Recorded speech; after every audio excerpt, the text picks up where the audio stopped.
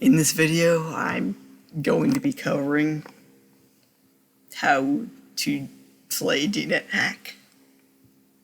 And as you can probably tell, this is my first video. I need to get sounding better.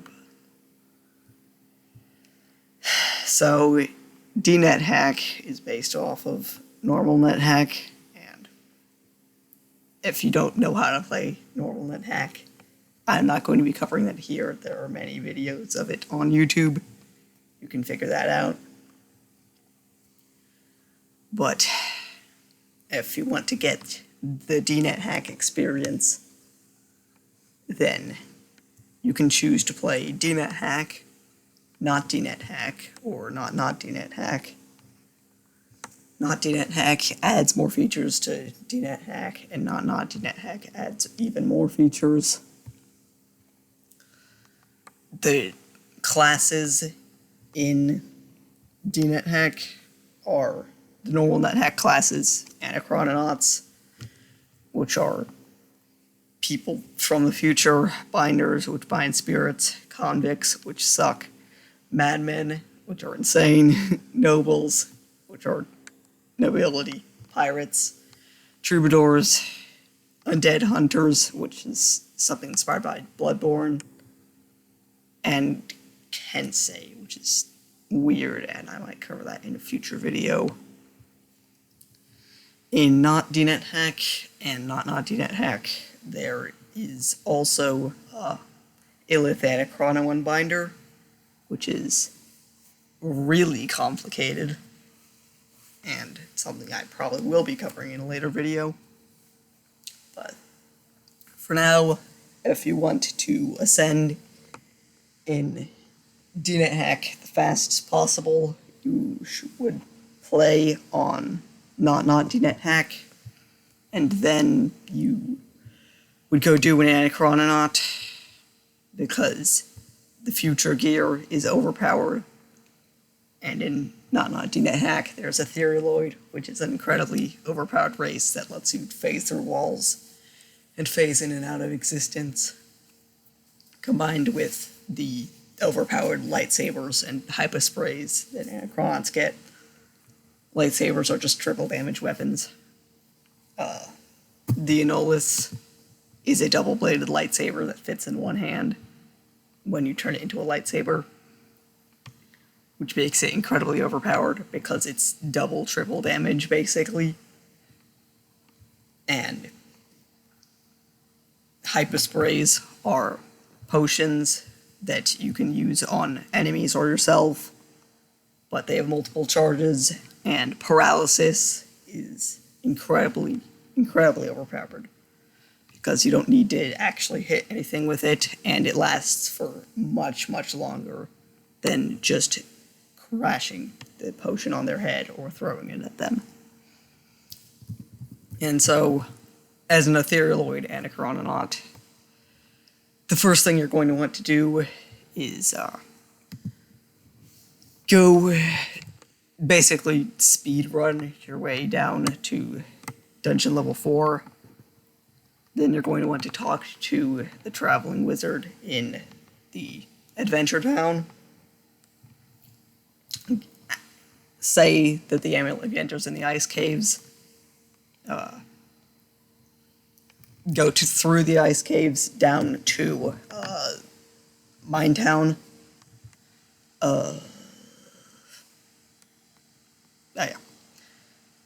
Kill all the enemies on the way. Then check Minetown for wishes in the tool shop and general store. If it has any, then you're lucky and you can go wish for something. If it doesn't, then you aren't, but it's still really easy because after checking Minetown, you go back up into the main dungeon. Then you just go down until you find the quest, go into the quest, run straight to the bottom left area, assuming you have a lockpicking tool. And if you have a lockpicking tool, then you can open all the chests in the bottom left armory without having to break the night vision goggles. In the top right chest of the bottom left corner. Let me go to the quest here.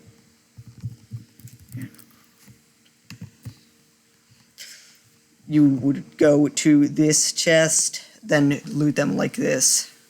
This chest, I believe, contains hypersprays, which are by far the best thing that you will get aside from the lightsabers in chest 7 over here. Everything else in these chests, aside from power packs in, I believe, this chest and this chest, is mostly redundant for Ethereal and Chrononauts. And then you're going to want to go back to Minetown and go up, which will lead you to Vlad's Tower, where there's a guaranteed holy water. After floor 1, which should be really, really easy with a lightsaber. You also want to start training Gem's Show, which is the best lightsaber style. After going up and through Cerberus' place, Cerberus is incredibly easy in notDnethack, and you don't even need to fight him if you really don't want to. There's 4 guaranteed holy waters here, which is good because Anachrononauts can't pray for it. So you want to put these in nowhere, which is the place you access by phasing out of reality. But you'll do so as to bless a gain ability hyperspray, at which point you will use it until you have 18 in every stat, which is the maximum for etherealoids. And you then want to go check with the Oracle what Chaos Quest you have. If it's Chaos 1 is the best Chaos Quest, and Chaos 2 and Chaos 3 are both worse, but they have very good rewards still. Chaos 1 gets you the elemental crystals referenced in Final Fantasy that will, and once you have all of them, life save you twice and give you skill in just about every weapon in the game.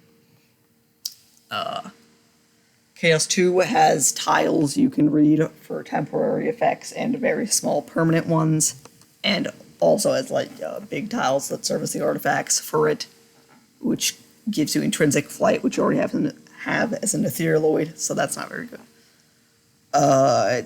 They honestly don't give that much for etherealoids, except they improve your maximum stats by 3 once you've read all 3 of them. Yeah. In Chaos 1, you need to face the 4 fiends, which are generally easy, but Tiamat, the 4th one, has a sickness attack. And so you're just going to want to paralysis hypersprayed all of them, except Lich, who is undead and can't be hypersprayed.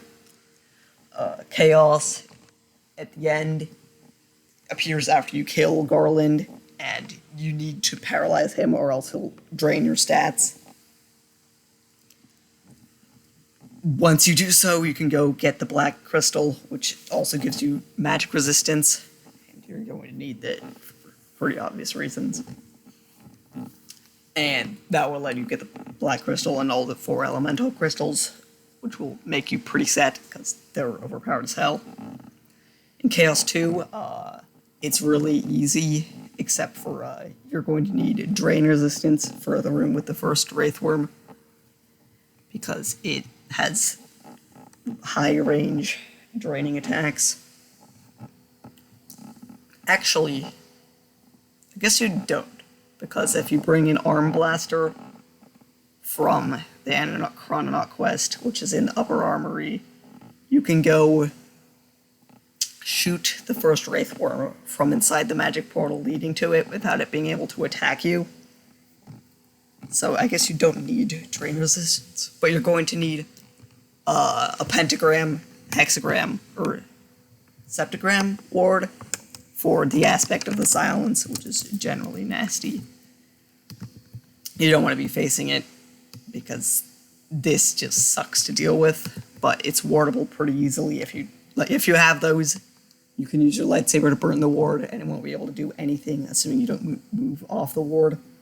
Then you can kill it for the final big tablet thing, And Chaos 3 is reference to Lord of the Rings, so it's filled with elves and orcs, which generally aren't that tough until you reach the borehole, which is filled with Mordor orcs and Angband orcs.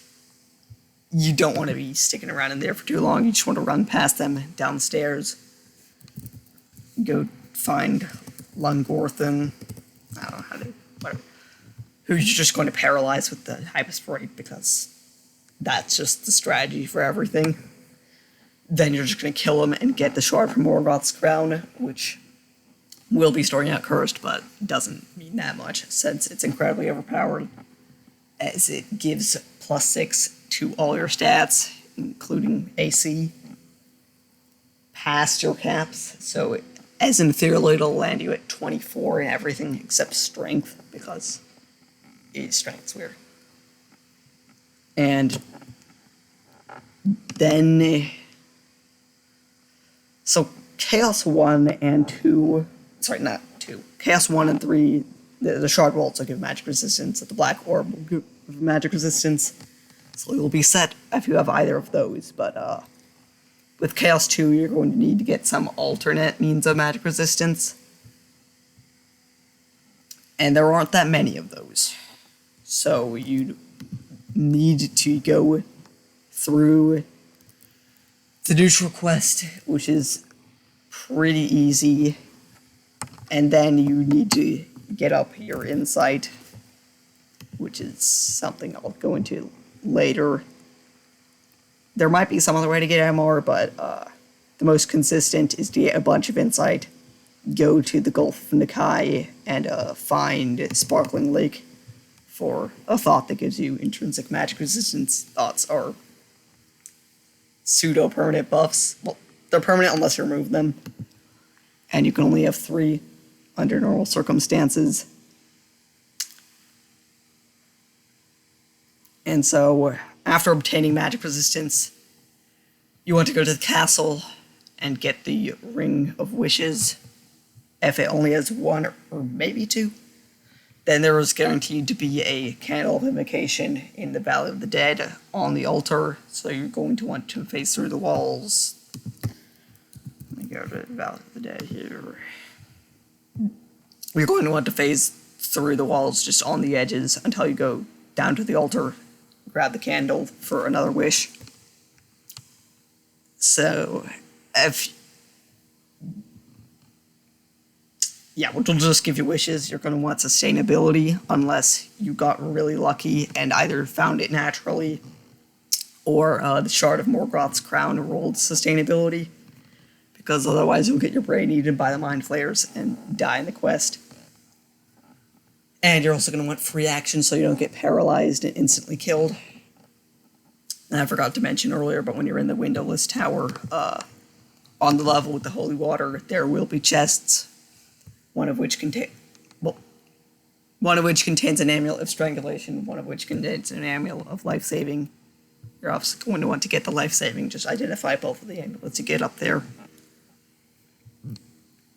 And so, from there, you're going to want to go... get free action through some means, probably wishing, or you could have found it, or Shard could have rolled it.